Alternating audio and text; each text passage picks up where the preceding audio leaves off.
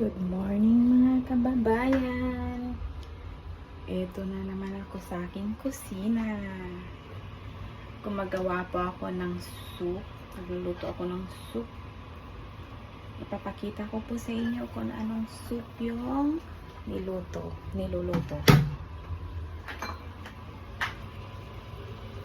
Ito po siya. Meron siyang buto-buto ng baboy.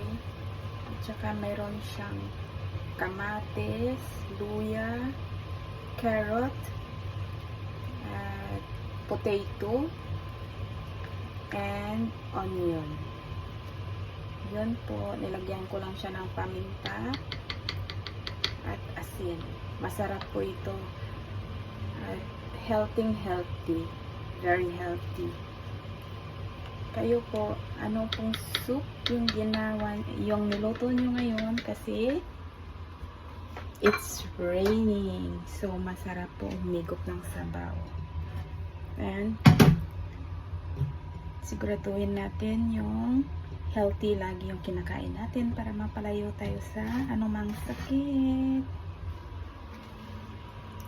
Yan lamang po ang aking maibabahagi for today. Thank you for watching. Bye!